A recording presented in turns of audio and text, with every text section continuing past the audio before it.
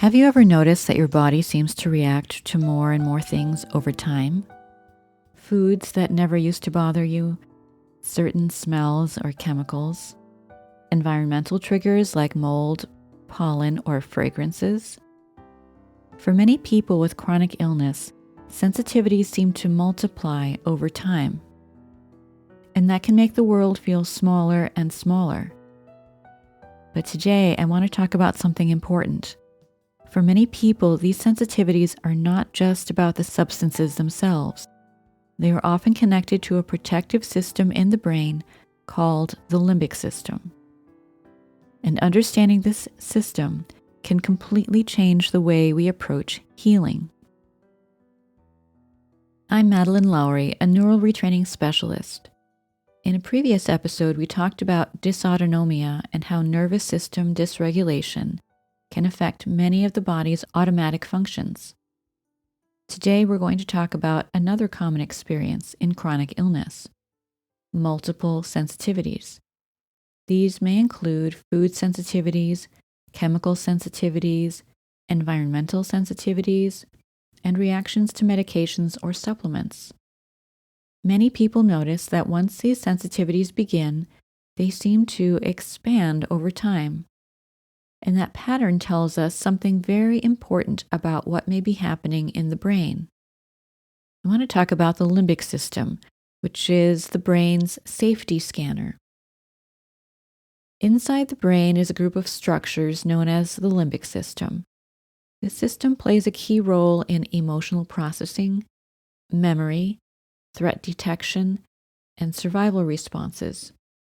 One of the limbic system's most important jobs is scanning everything happening around us and also inside us to determine whether a situation is safe or dangerous.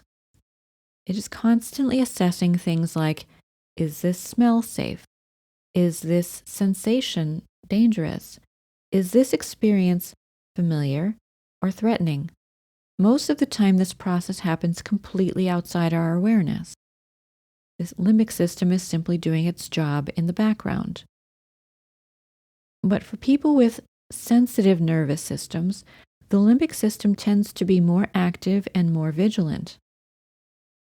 Sensitive individuals often notice subtleties that others miss. Their brains are processing more information about the environment. And while this sensitivity can be a tremendous strength, it can also mean that the brain is quicker to detect potential threats. When someone goes through a period of chronic stress, illness, or trauma, the limbic system can sometimes become overprotective, and it begins interpreting more and more stimuli as potentially dangerous. Let's talk about how sensitivities develop in the first place. Let's say that someone has a stressful health experience. Perhaps they become ill after eating a particular food. Or they are in a stressful situation during or after exposure to a chemical smell.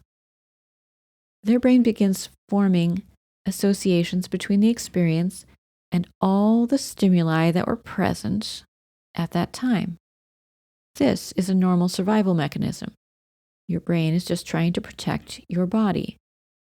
But when the limbic system becomes hypervigilant, those associations can extend to things that are relatively benign, like things in the air or foods that we eat.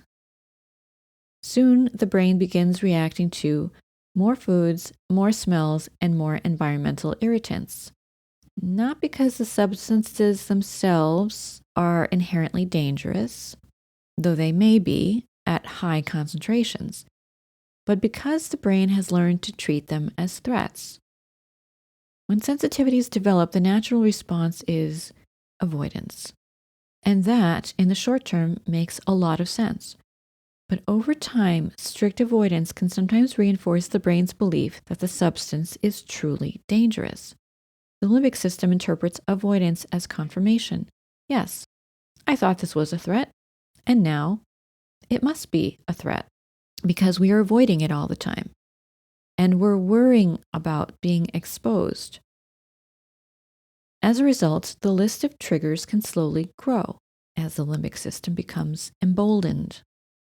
And then many people find themselves avoiding entire categories of foods, certain buildings or environments, fragrances or cleaning products, travel and social situations, and their world becomes increasingly restricted. And this is where neural retraining can make such a profound difference. Instead of focusing only on eliminating exposures, neural retraining works with the brain's threat detection system itself. In neural retraining sessions, we help the subconscious mind to neutralize the emotional charges associated with past experiences. As those associations dissolve, the limbic system begins recognizing that many previously labeled threats are actually safe. Over time, the brain's safety scanner becomes less reactive and more tolerant. And when that happens, people often find that their sensitivities gradually decrease. Foods that once triggered symptoms may become tolerable again. Environmental reactions may diminish.